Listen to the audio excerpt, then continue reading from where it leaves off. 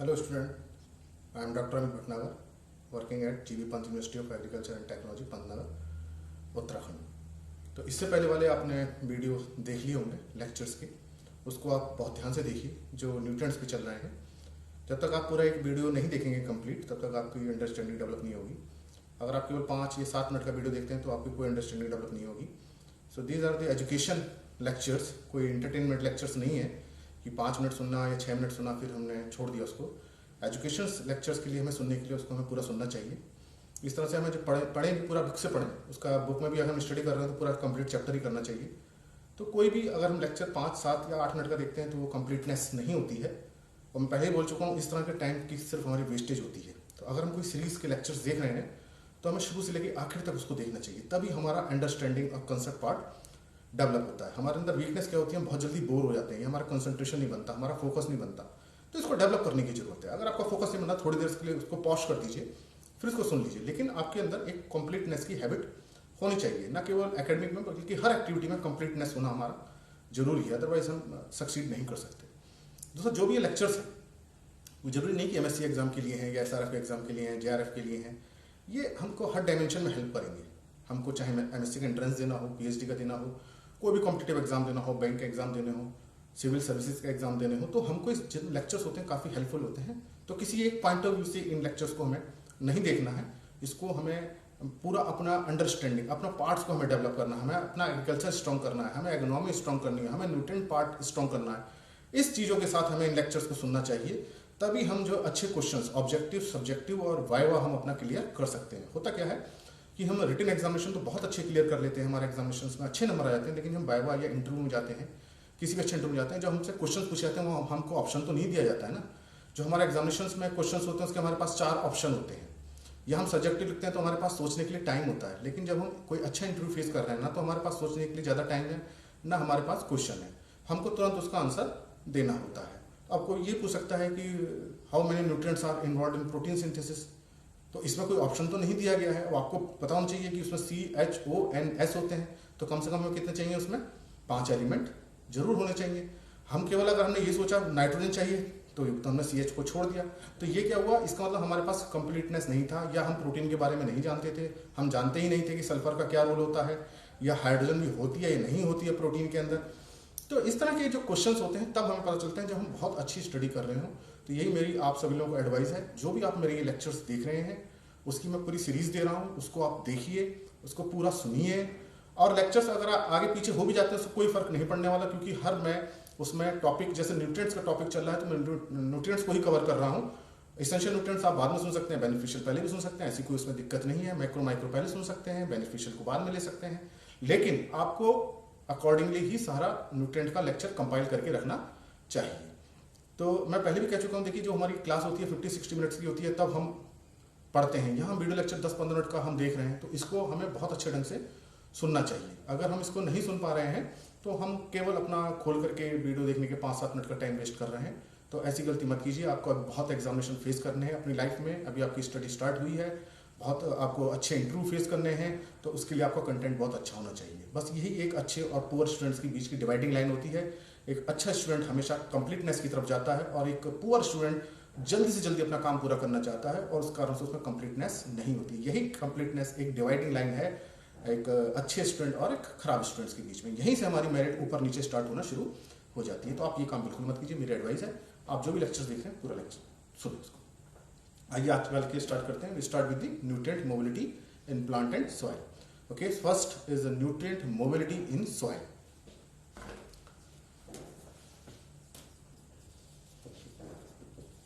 Nutrient mobility in soil. Two factors decide the nutrient mobility in soil. First, what is the ion nature? Ion charge in nature, a type. Ion charge type. Positive or negative means cation or anion. Whether ion is cation or anion, it will decide the mobility in soil. Okay. Second is reactivity. Reactivity of ion in soil. Whether it is highly reactive or less reactive. Okay. So how these two factor affect the nutrient mobility? First is cation and anion. तो अब देखिए cation anion का कैसे affect होगा soil mobility में.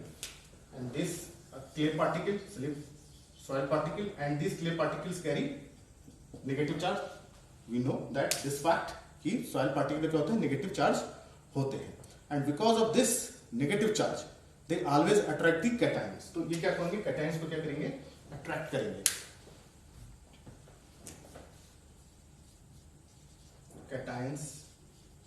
Cations को क्या करेंगे, ये अट्रैक्ट करेंगे. Okay. And anions are repelled. Anion को क्या करेंगे, ये रिपेल करेंगे, अपने तरफ से हटाएंगे, दूर करेंगे. एनायंस को क्या करेंगे, रिपेल करेंगे, इसके ऊपर अटैच नहीं होगा. Okay. And this is the whole soil solution. This is whole soil solution. इस सॉइल सॉल्यूशन में क्या है, क्ले पार्टिकल है, और क्ले पार्टिकल क्या कर रहे हैं, they are repelling anion and attracting cation. तो क्या होगा, जो सॉइल सॉल्यूशन होगा, कैटायन का रहेगा, क्ले पार्टिकल पर रहेगा, सॉइल सॉल्यूशन में नहीं होगा. और एनायंस क्या होंगे, सब कहां होंगे, सॉइल सॉल्यूशन में होंगे. ये एनायंस कहां रहेंगे, ये सब सॉइल सॉल्यूशन में यहां पे रहेंगे. And cations will be on clay particles. तो यहां पे क्या रहेंगे, कैटायंस रहेंगे, सब यहां पे अट्रैक्ट रहेंगे. And plant absorb the nutrient from soil solution, not from soil. Plant की जो रूट एब्जॉर्ब करती हैं न्यूट्रिएंट्स को, कहां से करती हैं, वो सॉइल सॉल्यूशन से करती हैं. डायरेक्टली सॉइल से नहीं करती हैं, करती हैं बहुत कम है. उसमें है रूट इंटरसेप्शन, जिसको हम बोलते हैं प्रोसेस. 3 प्रोसेस होते हैं, root interception, mass flow and diffusion. केवल रूट इंटरसेप्शन से ही क्ले पार्टिकल्स लेती हैं, लेकिन इनका कंट्रीब्यूशन बहुत कम है, 1 to 2%. जो टोटल अगर हम न्यूट्रिएंट अपटेक देखें तो रूट इंटरसेप्शन कभी भी 2% से ज्यादा नहीं होता, 2-3% के आसपास रहता है. तो जहां भी मास फ्लो या डिफ्यूजन हो रहा है, किससे हो रहा है, सॉइल सॉल्यूशन से हो रहा है. तो एक बात तो ये हो गई निश्चित कि if A nutrient is absorbed, definitely it is absorbed from soil solution. तो इसका मतलब सॉइल सॉल्यूशन के अंदर उस न्यूट्रिएंट का होना बहुत जरूरी है. तो इसका मतलब क्या है, एनायंस हमेशा कहां रहेंगे, सॉइल सॉल्यूशन में रहेंगे, कैटायन कहां रहेंगे, क्ले पार्टिकल पर रहेंगे. तो मोबिलिटी किसकी ज्यादा होगी, एनायंस की मोबिलिटी क्या होगी, ज्यादा होगी. मोबिलिटी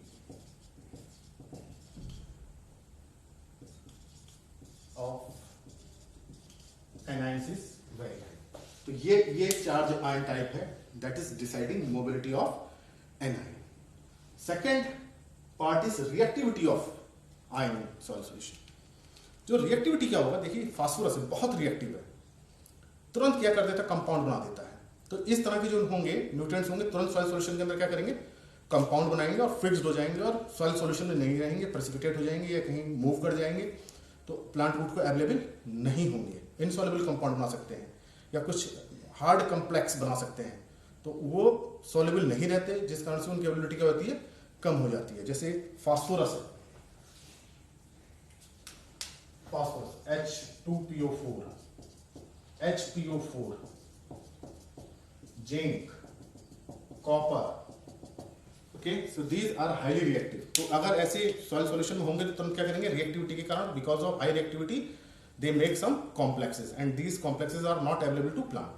तो ये these are 2 factors which decide the nutrient mobility in soil. तो 2 चीजें क्लियर हो गई. Number 1, if there is an anion, definitely mobility is high.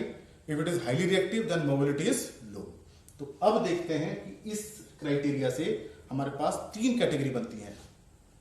Mobile nutrient which are mobile, second less mobile, and third one are immobile nutrient or very less mobile. तो देखिए इन दोनों category के बीच में जो होंगे वो क्या कहेंगे, लेस मोबाइल. की जो कैटायन तो है लेकिन उनकी रिएक्टिविटी ज्यादा नहीं है, वो क्या होंगे, लेस मोबाइल होंगे. देखते हैं कैटेगरी क्या है. There are 3 category, mobile, less mobile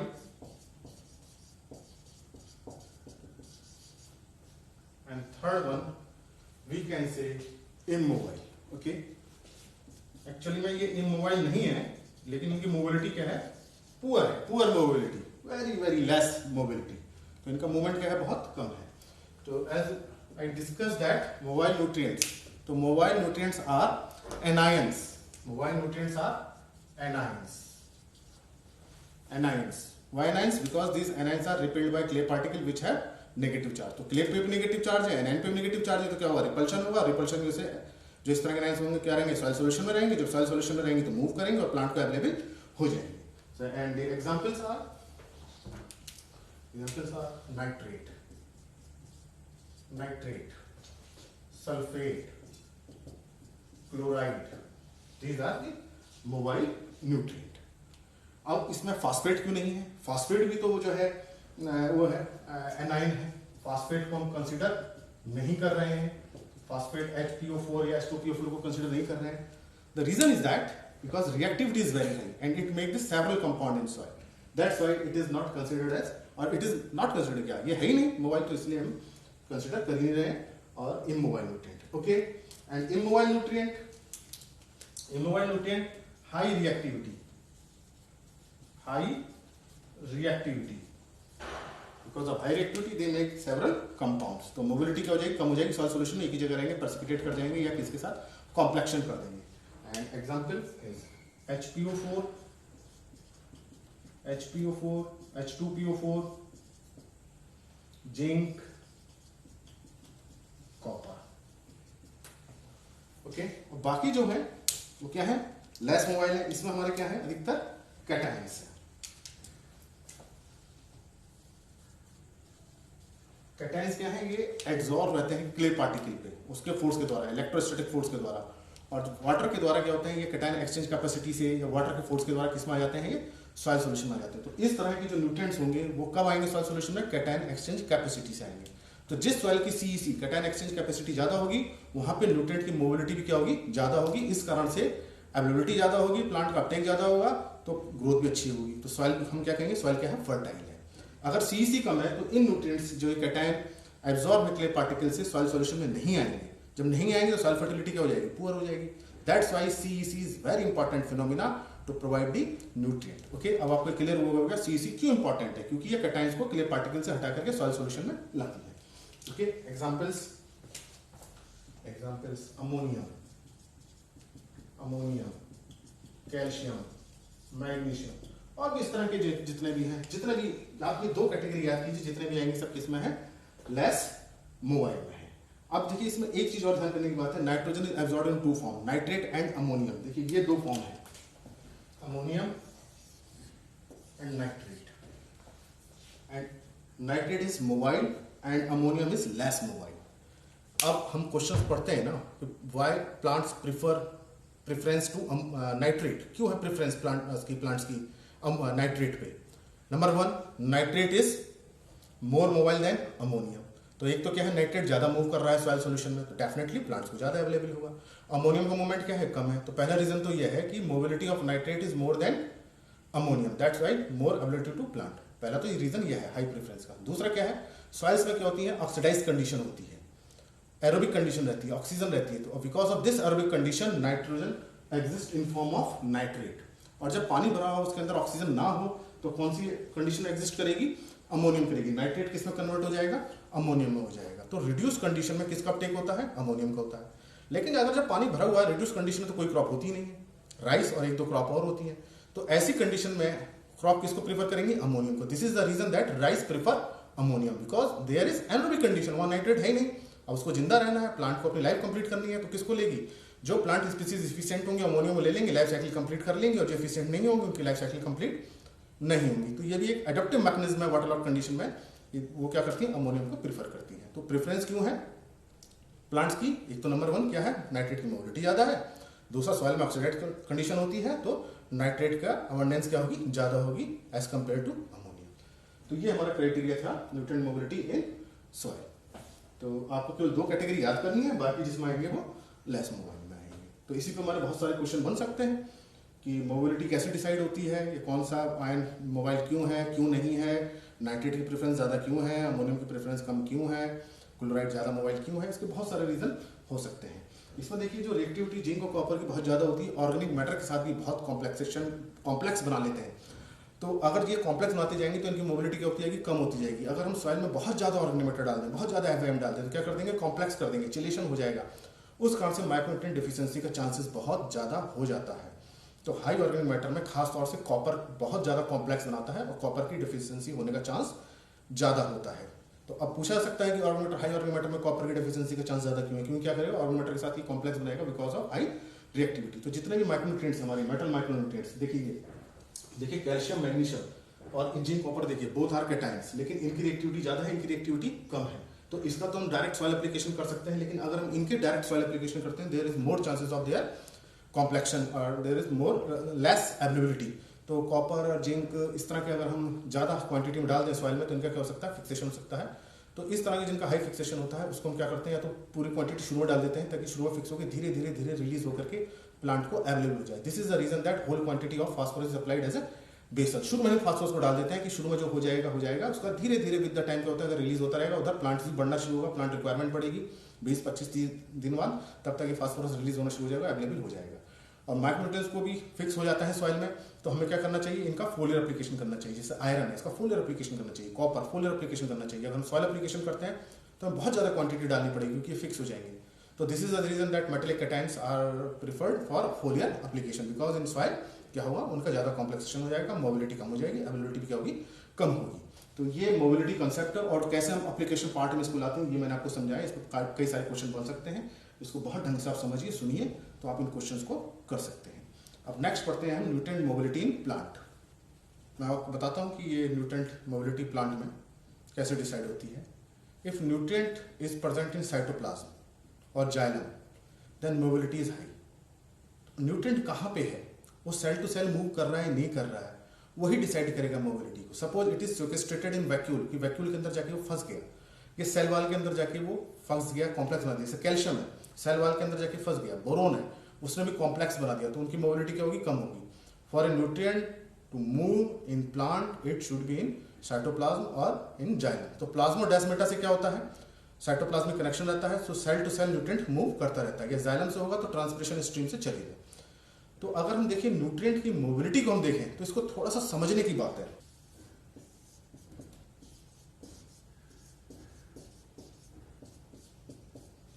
ये प्लांट है and this is soil solution and nutrient is absorbed by root and translocated and reach to apex. तो all the nutrient behave in this manner. तो इसका मतलब सभी nutrient तो भी mobile हुए प्लांट के अंदर। अगर न्यूट्रिएंट मोबाइल नहीं होता तो ये फिर यहां से लेके यहां तक कैसे पहुंचा। अगर हम कहें कि फास्फोरस मोबाइल नहीं है, या हम कोई दूसरा न्यूट्रिएंट माने कि जिंक मोबाइल नहीं है, कैल्शियम मोबाइल नहीं है, तो ये न्यूली लीफ तो कैसे पहुंच रहा है। जब नई पत्ता पड़ता जा रहा है, लीफ बढ़ती जा रही है, प्लांट हाइट बढ़ती जा रही है, इसका मतलब वहां न्यूट्रिएंट मूव कर रहा है ना। तो इसका मतलब कि ये जो न्यूट्रिएंट मोबिलिटी है ये तो है ना, तभी तो ये न्यूट्रिएंट जो है यहां से यहां तक पहुंचा।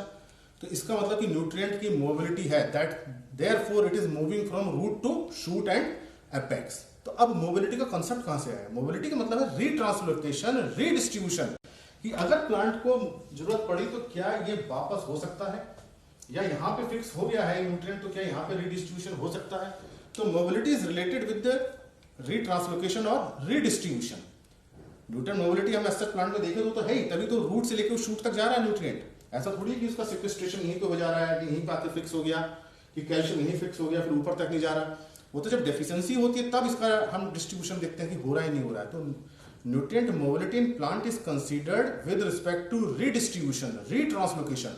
कि एक बार कोई कुछ कंपाउंड बन गया तो क्या वापस बैक हो सकता है, फिक्स हो गया तो क्या वापस जा सकता है। उस कंसेप्ट में हम देखते हैं कि न्यूट्रिएंट मोबिलिटी इन प्लांट। तो उसी के बेस पे हम कैटेगरी बनाते हैं, mobile, less mobile, moderately mobile, immobile. And जो रीडिस्ट्रीब्यूशन होगा ये डिपेंड करेगा, मैंने पहले बताया, कि वो किस मटेरियल में है। माना सेल वॉल में है तब इसका निकलना बहुत मुश्किल है। अगर वैक्यूल में साइटोप्लाज्म के साथ ही इंटरचेंज हो रहा है तो इजीली मूव कर सकता है। जैसे पोटेशियम है, इजीली मूव करता है वैक्यूल और साइटोप्लाज्म में।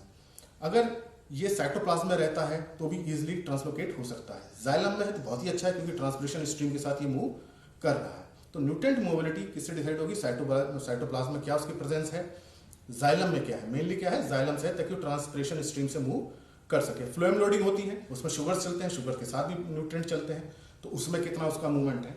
तो जो ये nutrient mobility concept, it is related with the redistribution, retranslocation, and it is applicable when there is a deficiency of nutrient. की जब डेफिशिएंसी हो रही है न्यूट्रिएंट की और रिक्वायरमेंट है तो वो कितना मूव कर रहा है, उस पर्सपेक्टिव में हम न्यूट्रिएंट मोबिलिटी को देखते हैं। तो इसको अगर हम इस पर्सपेक्टिव में देखें तो हम पे 4 कैटेगरी होती है न्यूट्रिएंट की। Highly mobile,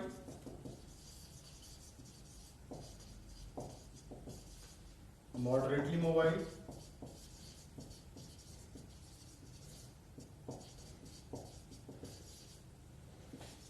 less mobile,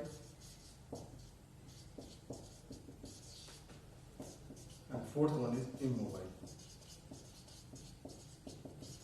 So there are 4 categories, and in case of plant or soil there were 3 categories. तो जो highly mobile nutrient होगा, this is always present in xylem and retranslocation and redistribution is very fast. Moderately mobile क्या होगा, इसकी mobility होगी ऊपर से नीचे, नीचे से ऊपर. रीडिस्ट्रीब्यूशन रीट्रांसलोकेशन मतलब समझिए ऊपर से नीचे, नीचे ऊपर या इधर उधर मूवमेंट है, उसको हम समझ रहे हैं इस सेंस में. मॉडरेटली मोबाइल में क्या होगा, थोड़ा बहुत मूव करेगा, लेस में बहुत कम मूव करेगा, रीडिस्ट्रीब्यूशन बहुत कम होगा. इन मोबाइल में इसका रीडिस्ट्रीब्यूशन नहीं होगा, मतलब एक बार अगर फिक्स हो गया कहीं पे तो फिर वहां से मूव नहीं करेगा. तो इसको अगर हम देखें इसके एग्जांपल्स, तो हाईली मोबाइल एनपीके,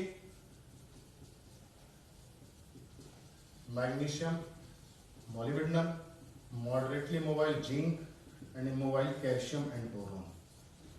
आप केवल इतना याद रखिए, एनपीके तो रहेगा, उधर कैल्शियम मैग्नीशियम सल्फर के साथ मैग्नीशियम है and molybdenum, and moderately mobile zinc and calcium boron. आप केवल इतना याद कीजिए. अब बाकी जो बचेंगे वो सब किसमें आएंगे, इसमें आ जाएंगे, चाहे वो आयरन हो, चाहे वो कॉपर हो, सल्फर हो, कोई भी न्यूट्रिएंट हो, वो किसमें आएगा, फिर लेस मोबाइल कैटेगरी में आएगा. ये तो हमारा हो गया याद करने का. लेकिन इसका इंप्लीकेशन क्या है, what is the effect of mobility.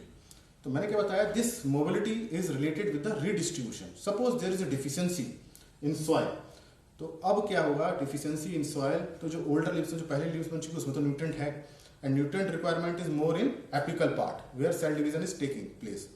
New leaves को न्यूट्रिएंट्स की ज्यादा जरूरत है. अब सॉइल तो सप्लाई कर नहीं रही है, तो वो न्यूट्रिएंट कहां से लेगी, वो nutrient in this case the new leaves will take the nutrient from older leaves, older plant part, वहां से क्या करेगी, लेने की कोशिश करेगी, या न्यूट्रिएंट वहां से मूव करेगा. If nutrient can move from older leaf to newer leaf, means there is redistribution, translocation, then nutrient is said to be mobile. इसको ऐसे समझिए,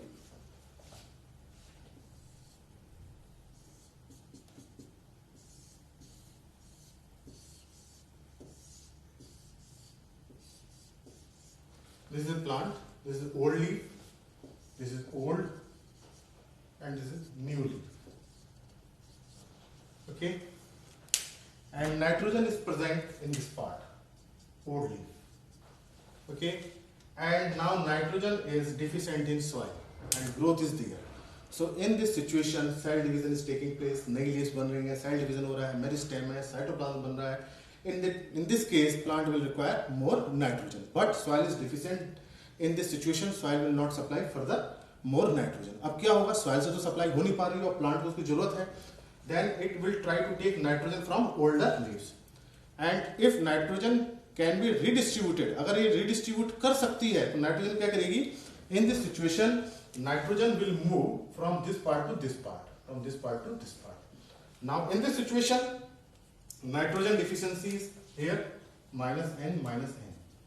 Okay, so चूंकि रीडिस्ट्रीब्यूट हो गया, ट्रांसलोकेशन नाइट्रोजन का ओल्डर लीफ से न्यू लीफ को हो गया, तो यहां तो इसकी रिक्वायरमेंट फुलफिल हो गई, लेकिन यहां क्या हो गई, डेफिशिएंसी हो गई. So this part will show deficiency and this part will show sufficiency, adequate. Soil is deficient. मैंने सिचुएशन आपको क्या बताई, सॉइल डिफिशिएंट है, प्लांट को रिक्वायरमेंट है, एक्टिवली सेल डिवीजन हो रहा है, एंड इसमें क्या है, न्यू लीव्स की रिक्वायरमेंट ज्यादा है. In this situation the older plant part provide the nutrient if it can be redistributed. Okay, तो ऐसी सिचुएशन में क्या होगा, डेफिशिएंसी ओल्डर लीव्स पे आएगी. इसका मतलब कि जो मोबाइल न्यूट्रिएंट है उनकी डेफिशिएंसी कहां आएगी, deficiency symptoms will be appear on older leaves, okay. तो ये क्वेश्चन बनता है कि जो मोबाइल न्यूट्रिएंट्स होते हैं उनकी डेफिशिएंसी सिम्टम्स ओल्डर लीव्स पे क्यों आते हैं. ठीक है, तो क्योंकि वो प्लांट की रिक्वायरमेंट न्यू लीव्स को ज्यादा होती है, सॉइल सप्लाई नहीं कर रहा है, तो वो चूंकि रीट्रांसलोकेशन कैपेसिटी होती है उससे मूव कर जाती है. ठीक है, अब अगर हम एग्जांपल लें कैल्शियम.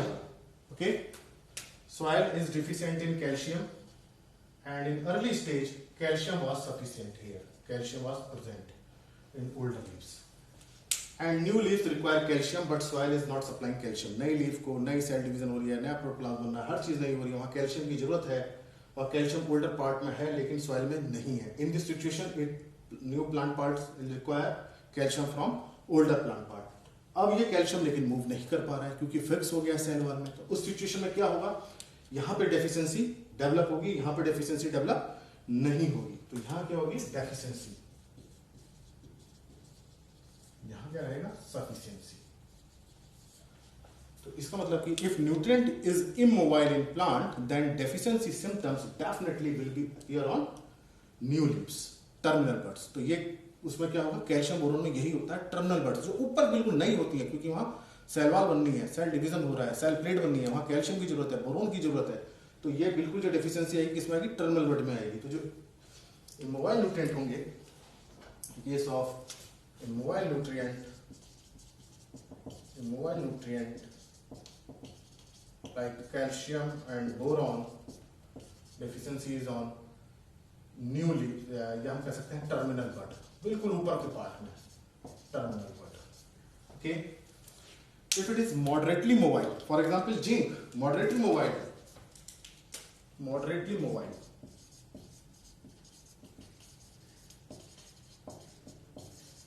फॉर एग्जाम्पल जिंक, तो उस सिचुएशन में क्या होगा, थोड़ा जिंक मूव करेगा, थोड़ा नहीं करेगा। तो क्या डेफिशिएंसी कहां होगी, थोड़ी डेफिशिएंसी यहां पे होगी, थोड़ी डेफिशिएंसी न्यू लीव्स पे होगी। तो deficiency will appear on both old and new leaves, old and new leaves.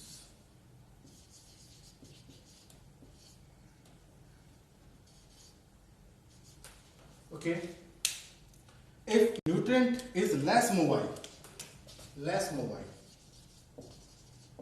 मान लीजिए सल्फर है, फॉर एग्जांपल सल्फर। देखिए मैंने पहले बताया था कैल्शियम बोरोन का, बिल्कुल यहाँ पे पार्ट आएगा, बिल्कुल टर्मिनल बड पे आएगा, यहाँ पे जहां बहुत रिक्वायरमेंट है। लेकिन जो ये न्यू लीव्स बन रही है, बिल्कुल ये जो नई लीव्स यहाँ पे जो बन रही है, उनमें ये सल्फर मूव नहीं करेगा ओल्डर लीव्स से।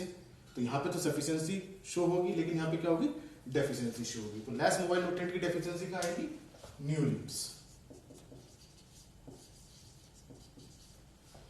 So this is the concept of mobility of nutrient and appearance of deficiency symptoms. तो कैल्शियम और बोरोन का आप थोड़ा सा आपको ये ध्यान रखना है, ये इमोबाइल न्यूट्रिएंट है। तो टर्मिनल बड बिल्कुल वो पार्ट होता है जो ऊपर की बड है, तो इसलिए डेफिशिएंसी सिम्टम्स हमेशा कहाँ आएंगे, बड पे आएंगे।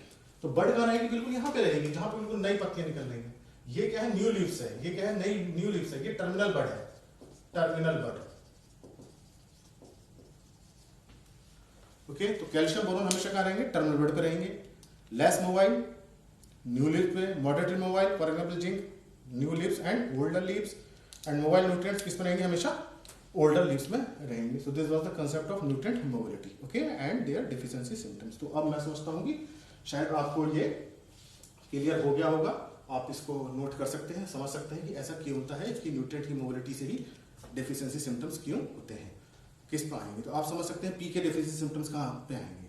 आप बता सकते हैं कि मैग्नीशियम के डेफिशिएंसी सिम्टम्स कहाँ पे आएंगे, मैग्नीशियम इज मोबाइल, तो कहाँ पे आएंगे, ओल्डर लीव्स पे आएंगे, क्योंकि मैग्नीशियम यहाँ से क्या करेगी, मूव कर जाएगी। सिमिलरली हम अगर के का देखें तो के भी क्या करती है, यहाँ से potassium move from older to new leaves, तो क्या हो जाएगी, यहाँ डेफिशिएंसी आ जाएगी पोटेशियम की, यहाँ क्या रहेगी, सफिशिएंसी रहेगी। So this is the reason and some concept. तो ये मैं समझता हूँ कि आप समझ गए होंगे और आप इसको अच्छी तरह से नोट कर लीजिए, आपके बहुत काम आएगा। Thank you very much.